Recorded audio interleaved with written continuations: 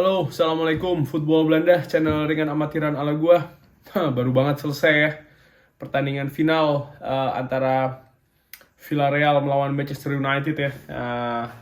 Akhirnya dimenangkan oleh Villarreal ya dengan adu penalti 11-10 ya, luar biasa. Langsung aja nih reviewnya.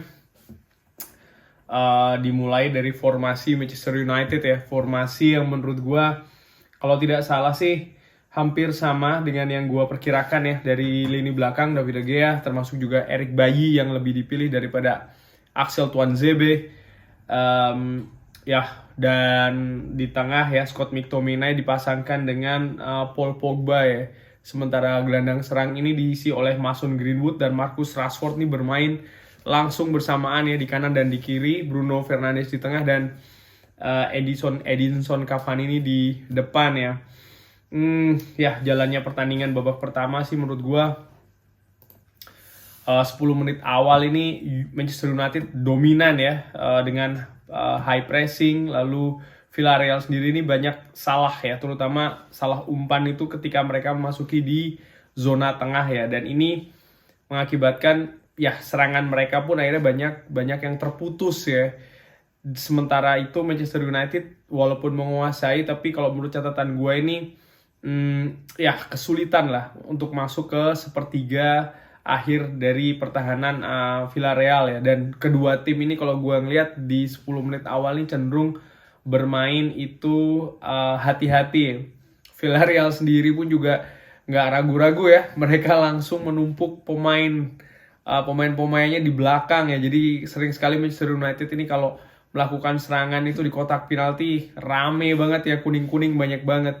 Dan ya yang gue saksikan juga mereka ini berusaha untuk double cover ya sisi sayap Manchester United, terutama sisi kiri ya. Mereka sering sekali ini menempatkan dua orang bersamaan untuk mengawal Luke Shaw ya. Jadi ataupun juga Paul Pogba ya kadang, ataupun juga Marcus Rashford. Intinya di daerah kiri ini mereka betul-betul mewaspadai serangan-serangan Manchester United yang seperti kita ketahui ya di kiri kita jaya. Jadi mereka benar-benar mewaspadai, sering menerapkan double cover di sisi situ. Dan Manchester United pun sebenarnya juga dengan bagus ya, mereka mensiasati dengan melakukan variasi yang dilakukan adalah ya pergantian flank ya. Mereka sering sekali melakukan bola-bola panjang ataupun bola-bola pendek dengan tujuan untuk mengganti ya, baik itu dari kiri ke kanan ataupun juga dari kanan ke kiri ya. Dan efek dilakukannya double cover oleh Villarreal ini ya seorang Aaron Wan-Bissaka dan juga Mason Greenwood ini juga cukup sering ya penetrasi masuk ke dalam, karena memang lininya mereka ini agak sedikit memiliki lebih punya ruang lah ya dibanding dengan sisi kirinya Manchester United ya. Dan ada peluang di menit 19 nih, crossing rendah dari Luke Shaw, sayang sekali ya tidak ada yang menyambut karena memang bolanya ini terlalu kencang ya. Dan ya di menit ke-29 karena ada pelanggaran kalau nggak salah itu yang dilakukan oleh Edinson Cavani kalau tidak salah ya. Tendangan bebas diambil oleh Dani Parejo dan ya 1-0 ya. Gerard Moreno berhasil menaklukkan David De Gea. Catatan gue sih sebenarnya di babak pertama ini ada 5 total shots berbanding 3 ya antara Manchester United dan Villarreal. Ball possession ini Manchester United lebih unggul jauh ya, 31% berbanding 69%. Dan ya ketika 1-0 ini kurang lebih seperti yang gue bilang juga di preview ya, bahwa ini kan partai final ya. Memang betul Villarreal ini berada di peringkat ke-7 La Liga. Mereka juga ya tidak banyak menemui tim besar ya katakanlah di perjalanan di Europa League, tapi yang gua waspadai adalah nomor 1, mereka ini tren kemenangannya sangat-sangat bagus ya, 10 pertandingan terakhir 10 kali menang kalau tidak salah di Europa League. Dan sekalipun mereka kadang bermain ya melawan tim kecil ataupun tim melawan tim sedang ya katakanlah, tapi yang gua garis bawahi adalah tren kemenangan. Dan sering sekali di sepak bola tuh statistik seperti ini bisa berarti sesuatu ya. Kita sudah lihat ketika mereka berhasil menyingkirkan Arsenal di semifinal, walaupun mungkin pada saat itu Arsenal sedikit lebih diunggulkan, tapi again ya inilah perjalanan Villarreal di Europa League ini betul-betul sangat menakutkan ya, sangat rapi lah kemenangannya. Again, babak pertama dan ketika masuk babak kedua, tadinya yang gue pikir Villarreal akan lebih menumpuk pemain di belakang, ternyata justru mereka keluar menyerang ya. Mereka ingin ambil possession, mereka ingin mengambil inisiatif duluan ya. Tapi itu tadi ya, mereka sering sekali susah masuk ke sepertiga pertahanan Manchester United karena ya kita nggak bisa pungkiri juga kualitas dari pemain depan ya dalam pertandingan ini. Maksud gue ya, mereka sering melakukan kesalahan pun juga lini belakang Manchester United yang kalau gue bisa bilang cenderung lebih rapi lah katakanlah di babak kedua ini ya. Dan karena Villarreal mulai inisiatif melakukan penyerangan, otomatis mereka meninggalkan banyak rongga ya, banyak ruang untuk Manchester United melakukan serangan ya. Dan ya akhirnya ada serangan dari sebelah kiri kalau tidak salah Manchester United ya, Scott McTominay lalu dihalau dan menghasilkan corner ditendang, ada bola yang berusaha untuk disapu oleh Marcus Rashford, tapi ada scrimmage di depan gawang dan Edinson Cavani berhasil memanfaatkannya ya 1-1. Setelahnya serangan Manchester United nih semakin banyak, semakin cepat, berusaha untuk menaikkan tempo juga ya, dan sering juga melakukan sentuhan. Dan kali ini Manchester United terlihat lebih leluasa karena apa itu tadi ya, Villarreal yang tadinya gue perkirakan di babak kedua ini akan lebih rapat pertahanannya, justru lebih lebih berani keluar menyerang ya. Cuman ya itu tadi, dua tim ini silih berganti melakukan serangan, agak kesulitan memasuki sepertiga masing-masing. Pun kalau berhasil masuk, penyelesaiannya kurang klinikal ya, terutama dari Villarreal sih kalau menurut gue ada beberapa, dan Manchester United juga ya. Artinya ada beberapa chance, ada beberapa momentum yang tidak bisa dimanfaatkan dengan baik ya, jadi peluangnya menguap begitu saja ya. Penetrasi dan high pressing yang dilakukan United ini cukup efektif lah katakanlah ya di babak kedua ini untuk memutus serangan Villarreal sekaligus memulai serangan untuk Manchester United ya. Ball possession di babak kedua ini masih dimiliki oleh Manchester United 41% berbanding 59%. Total shots-nya Manchester United itu 10, tapi shot on targetnya tuh hanya 1 ya. Dan again sih, ini kan hal yang gue singgung juga di preview, ini juga hal-hal yang sering terjadi kurang lebih di 10 pertandingan terakhir Manchester United ya, dimana Manchester United ini sering sekali kurang klinikal dalam menyelesaikan momentum atau peluang ya. Oke, katakanlah kita memang kebobolan duluan 1-0 pada saat itu, lalu kita menyamakan 1-1 dan ya gue lihat sih sebenarnya di babak kedua ini Manchester United lebih punya peluang sebenarnya untuk menyelesaikan pertandingan ya. Cuman ya again sih, kekurang klinikalan kita ini bukan terjadi malam ini saja, tapi di beberapa pertandingan sebelumnya. Gue ambil contoh pada saat bikin video preview itu, gue ambil contoh ketika kita menghadapi Fulham ya, dengan pemain yang nyaris sama yang diturunkan malam ini. Pada saat itu kita sudah unggul 1-0, tapi sebenarnya kita punya banyak momentum, banyak peluang untuk membunuh pertandingan, untuk killing the game ya, tapi kita tidak mampu melakukannya. Akhirnya apa? Justru Fulham yang mendapatkan angin ya, pun juga malam ini ya. But anyway, 90 menit lalu kita 1-1 ya. Pertandingan dilanjutkan dengan babak perpanjangan, dan ya di babak pertandingan atau sebelum babak perpanjangan nih di babak kedua ini kan ada sekitar 1, 2, ada sekitar berapa ini ya, 1, 2, 3, ada cukup banyak lah pergantian ini yang dilakukan oleh kubu Villarreal ya. Maksud gue apa? Maksud gue adalah ada sekitar ya sekitar 3 atau 4 pergantian yang dilakukan oleh kubu Villarreal, dan ini apa ya, mereka sadar betul bahwasannya Manchester United ini, dan kebetulan Manchester United tidak melakukan pergantian ya di babak kedua ini dimanfaatkan betul oleh Unai Emery ya, karena tadinya gue berpikir Manchester United ini kan pemainnya ini lebih memiliki banyak waktu istirahat ya, tapi ternyata terlihat sekali terutama di penghujung babak kedua dan di awal-awal perpanjangan babak pertama ya, itu seperti kayak kehabisan bensin ya. Dan ini dimanfaatkan oleh Villarreal dengan mereka mengambil inisiatif serangan, mereka mengajak Manchester United untuk bermain lebih cepat.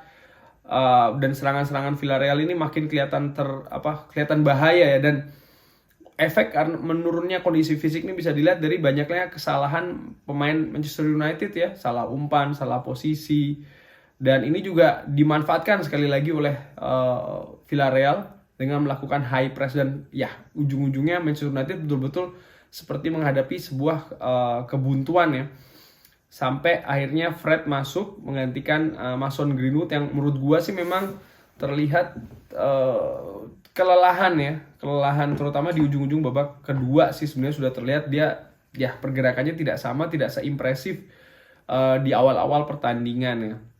Di extra time babak pertama ini Manchester United betul menguasai pertandingan ya, possession maksud gua 54%, tapi peluang total shots-nya ini lebih dikuasai oleh Villarreal ya. Beruntung itu tadi mereka tidak klinikal ya pemain-pemain depannya, dan ketika memasuki perpanjangan babak kedua ini sama seperti babak pertama sih ya, United ini seperti semakin kehabisan bensin kalau gua ngelihat ya. Kondisi fisik pemain ini kelihatan sangat turun, sangat berbeda.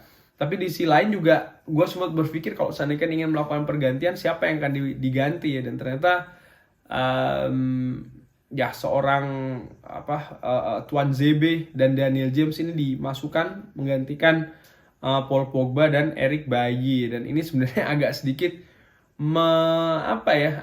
mengejutkan. Tapi setelahnya gue pikir lagi ya memang sepertinya dimasukkan Daniel James nih karena ya Ole Gunnar sadar pemainnya ini sudah turun kondisinya dan ingin mengandalkan kecepatan dari pemain-pemain baru ini ya, khususnya Daniel James. Dan sayangnya sih kalau menurut gue ya, ini mungkin sedikit kritikan untuk Ole Gunnar ya dari sisi gue, ringan amatiran aja ya, ada agak sedikit telat sih melakukan rotasi permainan ya, karena di babak kedua ini praktis Villarreal sudah menggantikan.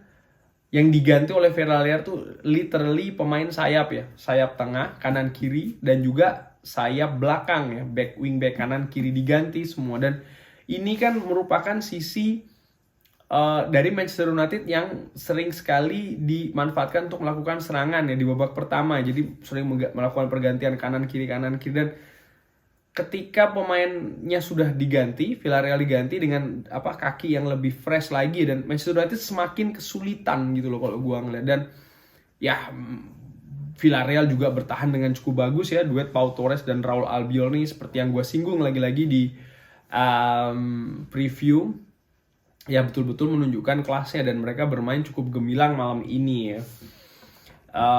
Ya Indian 1-1 sampai dengan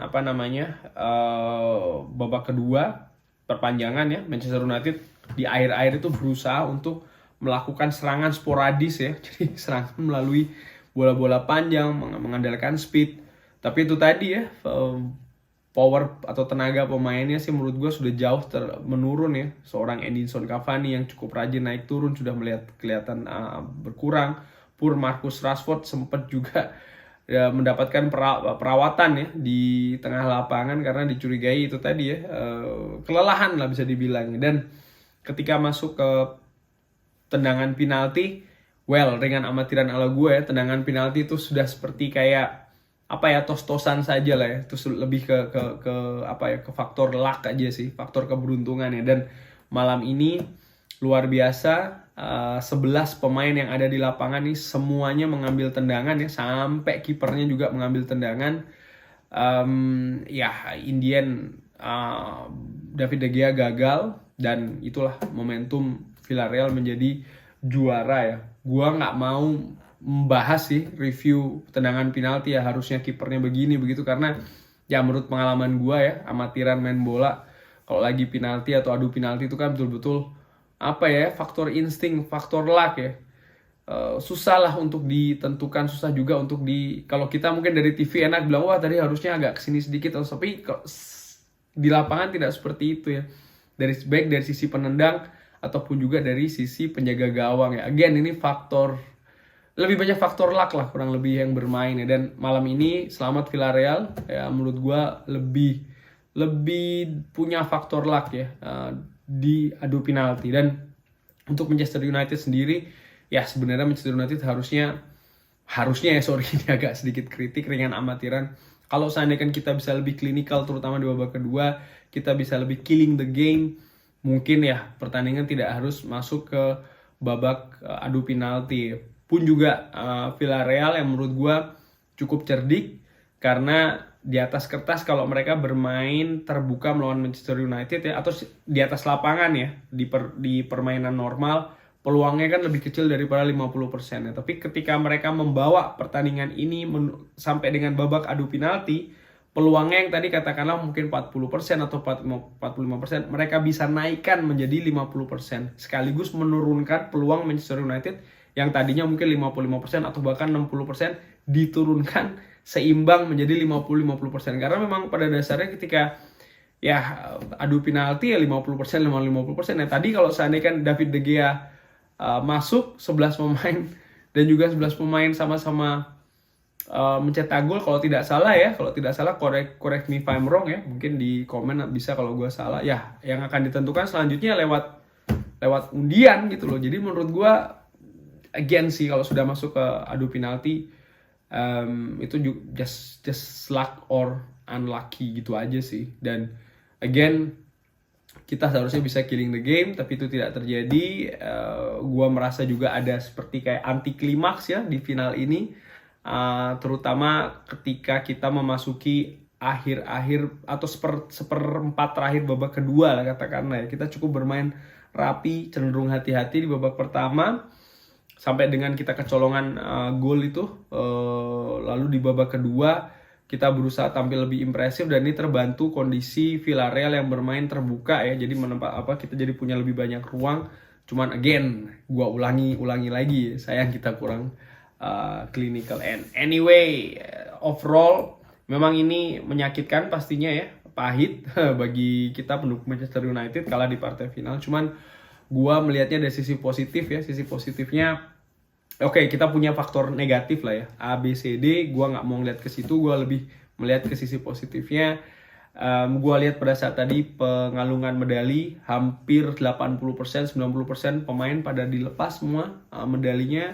Lalu gua lihat raut muka mereka, tampak ada kekecewaan yang sangat besar ya. Ini bagus, karena apa? Mereka berarti bermain dengan hati, mereka merasakan tuh kekecewaan. Dan menurut gua mudah-mudahan ini menjadi pelecut deh semangat, karena banyak pemain yang belum pernah merasakan bermain di final ya. Banyak juga yang belum pernah merasakan gimana sih sakitnya kalah di final, dan mudah-mudahan ini akan menjadi motivasi bagi para pemain tersebut ya, terutama pemain-pemain muda ya. Ini merupakan pengalaman yang sangat berharga, pengalaman yang tidak semua tim ya, atau tidak semua pemain yang bisa merasakan. Oke, tentunya akan lebih bagus kalau punya pengalaman menjadi juara, tapi menjadi runner up juga bukan suatu hal yang jelek ya kalau gue lihat ya, karena banyak sekali tim-tim, terutama tim-tim sekarang ini yang mereka ini mampu menjadi juara setelah beberapa musim sebelumnya mereka menjadi runner up ya. Ya, gue nggak mau contohnya saja lah Liverpool ya. Mereka kalah di final, tapi setelahnya mereka mampu juara di Liga Champions di beberapa musim selanjutnya ya, pun juga di Liga. Dan ya menurut gue ini sesuatu yang kita bisa juga petik ya, mungkin juga sama, tergantung bagaimana respon baik itu dari sisi pelatih, manajemen, dan juga pemain ya. Ole Gunnar Solskjaer juga ini kan pengalaman dia melatih, membawa sampai dengan final ya di kejuaraan Eropa sebagai pelatih, dan tentu saja dia juga secara pribadi akan merasakan ya bagaimana sakitnya kalah di final sebagai seorang pelatih. Dan ya ini juga akan memberikan seperti kayak pengalaman dan juga pembelajaran ya.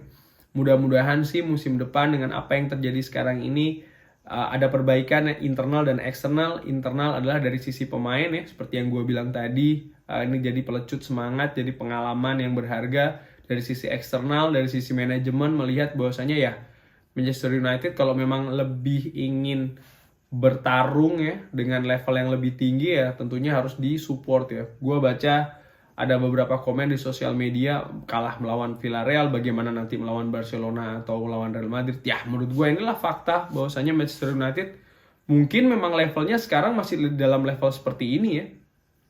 bahwasanya kita finish di peringkat kedua di liga itu sesuatu yang kalau menurut gue ya dengan amatiran ya itu tidak sesuai harapan gitu loh. Mungkin ini jauh lebih daripada harapan atau ekspektasi kita bisa lebih finish di peringkat kedua ya. Sedangkan ya kita kalah melawan Villarreal. Ya menurut gue ini juga sisi yang menunjukkan bahwasanya level kita mungkin masih seperti ini ya. Ketika kita buntu katakanlah penyerangan ya, Bruno Fernandes ditempel ketat seperti tadi hampir di 2 babak ya, dia tidak banyak bisa berkutik. Tapi siapa yang mau menggantikan? Pun juga seorang Edison Cavani ya, dia sampai harus turun ke bawah mencari bola, membantu pertahanan. Kalau kita mau ganti, siapa yang kita bisa masukkan ya? Tadi ketika banyak yang komen soal masalah Marcus Rashford, oke, siapa yang menggantikan Marcus Rashford? Apakah seorang Daniel James? Apakah seorang Donny van de Beek? Atau siapa? Karena tadi gue juga berpikir oke, ini saatnya melakukan rolling. Tapi terus gue berhenti, gue pikir ya oke, siapa yang akan bermain? Karena kan kita berharap pemain yang masuk ini akan membantu tim, akan memberikan permainan yang lebih baik lagi ya. Cuman ya faktanya siapa gitu loh. Itu ringan amatiran ala gue. Anyway, review gue cukup sekian. Sorry kalau agak panjang. Just unlucky. Mudah-mudahan ini bisa memberikan ya sesuatu lah untuk musim depan pastinya ya.